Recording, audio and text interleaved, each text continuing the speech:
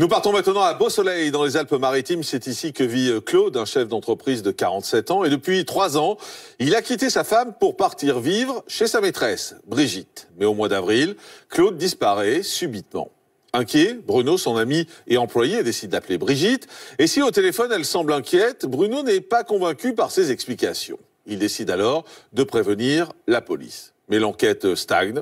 Aucune trace de Claude n'est retrouvée.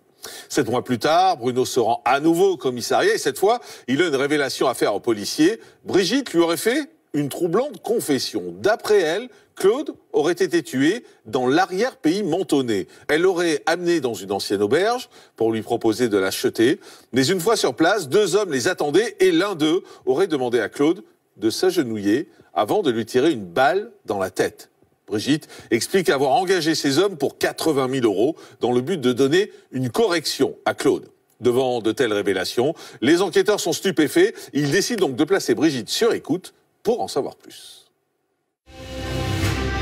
Au cours des conversations téléphoniques, les policiers apprennent également que Brigitte est en relation avec 2 hommes que nous appellerons Dominique et Fabrice. Eux aussi sont mis sur écoute et les premières révélations ne tarde pas à tomber. Les enquêteurs s'aperçoivent que tous les mois, Brigitte verse de l'argent à ces 2 individus. Le loyer mensuel versé par Brigitte peut en réalité correspondre au prix qui aurait été payé par Brigitte, promis par Brigitte, aux hommes qu'elle avait recrutés pour la disparition de Claude. Pour les enquêteurs, l'hypothèse d'un contrat se précise. Et Dominique et Fabrice pourraient donc bien être les hommes de main de Brigitte. Le 6 mars 2002, après 1 an d'enquête, la surveillance téléphonique assidue va enfin porter ses fruits. Brigitte doit rencontrer Fabrice dans un café à Nice. Les policiers sont au rendez-vous. Avec quelques précautions, Brigitte va rentrer la première dans cet établissement de boissons, suivie d'assez près par Fabrice. Ils vont s'apercevoir en les observant que Brigitte va sortir une enveloppe et compter des billets sous la table avant de le remettre à Fabrice. Si l'hypothèse d'un contrat devient une réalité, reste à savoir où se trouve Claude. Et c'est Dominique qui va mettre les policiers sur la piste, car le suspect téléphone régulièrement à un certain Jules, une connaissance de prison. Ils vont se rendre compte que ce Jules a été condamné très lourdement pour assassinat, 18 ans d'emprisonnement me semble-t-il. Il en serait sorti au bout de 15 années, était toujours en liberté conditionnelle et ils vont apprendre ce qui est un élément corroborant de l'enquête, une présomption extrêmement importante, que ce Jules s'est installé à Castellar pour exercer la profession d'agriculteur. Or, c'est justement à Castellar, un petit village près de Menton, que le téléphone de Claude a déclenché une borne pour la dernière fois. Après 3 jours de recherche ininterrompue, sans résultat, une brigade cynophile se met au travail. Et ce n'est que le 28 mars 2002, soit presque 1 an, jour pour jour, après la disparition de Claude, qu'ils finissent par faire une macabre découverte. Un des chiens marque un temps d'arrêt à un endroit. Les policiers s'affairent et déterrent un cadavre enroulé dans une couverture. Sa tête est dans un sac en plastique.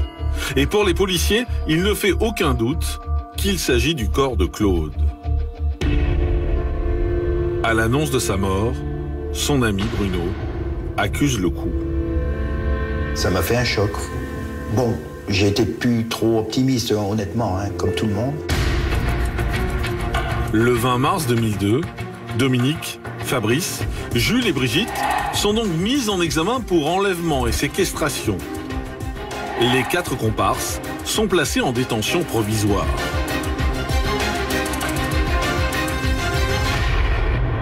Un mois plus tard, les résultats de l'autopsie tombent. Claude a bien été tué d'une balle dans la tête. Mais ce n'est pas tout. Un autre point important va être la trajectoire de la balle qui l'a tué, qui apparemment a été tirée à peu près à 1 mètre de distance dans la tempe, de haut en bas. Claude se serait donc agenouillé avant d'être exécuté. Une version qui ne correspond pas du tout au récit de Brigitte, qui avait parlé d'une correction. S'il s'était agi d'une correction qui aurait mal tourné, on aurait peut-être trouvé des stigmates de blessures sur le corps de Claude. Retour en direct sur le plateau de la quotidienne de Crime et Faits divers. On est en direct avec maître Tina Colombani, qui est l'avocate de Brigitte. Bonjour maître, merci d'être en direct. Bonjour. Avec nous. Je voudrais qu'on parle un peu du profil tout d'abord de votre cliente, de Brigitte. Elle est présentée comme étant sulfureuse, excessive, aimant le monde de la nuit. Vous diriez ça également ? C'est l'impression qu'elle a donnée en fait au départ, et c'était beaucoup de représentations de sa part effectivement, mais elle a une sorte de personnalité bien différente. C'est ce qu'ont révélé d'ailleurs les expertises psychologiques, où on s'aperçoit que Brigitte était complètement différente de ce qu'elle voulait montrer. Que c'était une femme immature, très infantile, qui avait besoin de protection, qui était incapable de manipulation. Donc on avait donné dans ce procès une image de quelqu'un de la diabolique, elle a été appelée comme ça d'ailleurs par la presse. Et en fait, les expertises psychologiques notamment ont confirmé non pas ce pan-là, mais ce pan de fragilité, de personnalité immature, quelque chose qui ne correspondait pas à ce qu'elle avait voulu montrer, par exemple au premier procès. L'image qu'elle a donnée au second procès, en appel, a été complètement différente et était beaucoup plus proche de sa véritable personnalité. Donc cette personne immature, incapable de manipulation mentale, et je crois que c'est ça d'ailleurs qui a fait basculer un petit peu le verdict en appel.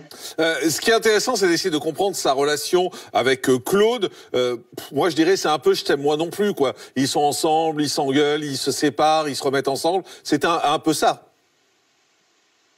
Tout à fait. Ce sont des relations extrêmement passionnelles, très complexes. C'est je t'aime moi non plus, je te quitte, je reviens. Donc d'ailleurs cela est démontré par les écoutes, par tous les appels téléphoniques qu'ils ont échangés.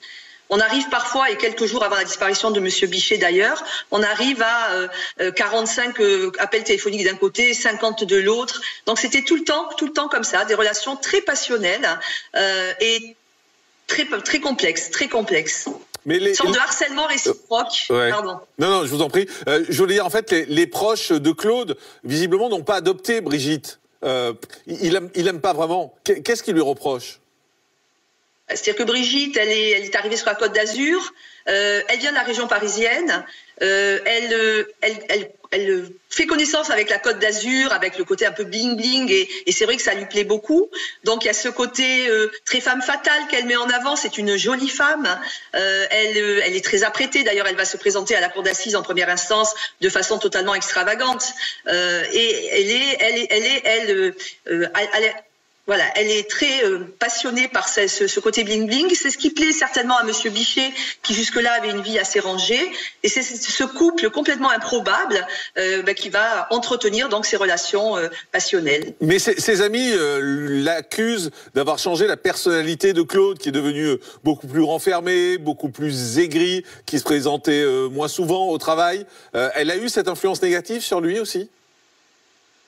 C'est pas forcément ce qui ressort du dossier, c'est peut-être le sentiment qu'ont eu les amis, parce qu'il faut quand même, Monsieur Claude avait une femme, donc il avait aussi une famille, et forcément pour l'entourage de Claude, ça a dû déplaire l'arrivée dans cette vie un petit peu rangée de Claude, l'arrivée de Brigitte a dû forcément déplaire à l'entourage de Claude. Ouais. Pourquoi a-t-elle monté tout ça finalement contre Claude ? Si vous avez monté tout ça, vous savez que nous, on a toujours, chaque version a toujours été de dire qu'il s'agissait d'une correction. Et il faut bien préciser que dès sa... Pourquoi a-t-elle monté cette correction, si vous préférez ? Alors, il y a eu quand même une scène de violence entre Claude et Brigitte, puisque dans ces relations très passionnelles qu'ils avaient entre eux, il y a une scène où il va lui lancer au visage une paire d'escarpins, une chaussure, un escarpin qui va la blesser. Elle va avoir d'ailleurs une cicatrice au niveau de la lèvre. Et elle ne supporte pas cette violence que peut avoir Claude à son encontre. Et elle va effectivement, elle a toujours déclaré, et ce dès sa première audition devant les services de police, eh bien qu'elle a demandé une correction pour qu'il cesse de la violenter. Voilà. C'était ça l'objectif de Brigitte. Et elle a toujours, il n'y a pas eu de stratégie de défense de sa part, contrairement aux autres mises en examen. Elle a toujours fait la même version en disant, moi j'ai simplement demandé une correction pour qu'il comprenne qu'il n'avait pas à me projeter un escarpin dans la figure ou à me violenter. Parce qu'il faut savoir quand même aussi que Claude était un grand gaillard, 1m83, 100 kilos, et qu'effectivement Brigitte, qui était une petite femme, toute menue, ne pouvait pas faire le poids s'il y avait des altercations entre eux. Donc il y avait ce mobile qui était celui de la correction pour qu'il arrête de porter la main sur elle. Mais maître, vous comprendrez vous comprendrez que c'est pas courant, on va dire, de commander une correction pour son compagnon. C'est pas courant, mais en même temps, la thèse de la commandite d'assassinat, on n'y a jamais cru non plus. Et je pense que les jurés de la cour d'appel, de la cour d'assises en appel à Aix, ne l'ont pas suivi non plus, cette thèse de la commandite d'assassinat, parce qu'elle n'était pas confortée non plus. Il n'y a pas de mobile pour faire assassiner Claude. Ouais. Il n'y a pas de mobile financier. Il n'y a pas de mobile personnel, puisqu'on nous a dit, ah oui, mais parce que il venait de la quitter, mais ça a été infirmé, on va dire, par les éléments du dossier, puisque il y a des appels téléphoniques entre eux, réciproques, notamment, je crois, une quarantaine d'appels de la part de Claude à Brigitte, la veille de la disparition de Claude. Ça veut dire que ce motif personnel qu'on a essayé d'avancer pour expliquer du côté de l'accusation une commandite d'assassinat n'était pas corroboré par les éléments du dossier. Et quand je reviens, vous avez parlé du montant du montant qu'elle a réglé pour nous, la correction, et pour l'accusation, la commandite d'un assassinat, 10 000 francs.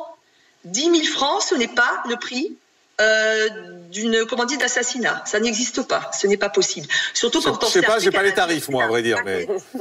Ah, je vous le donne. Ben, très bien. 10 000 francs, en tout cas, c'est pas le tarif. C'est le tarif d'une correction. D'accord.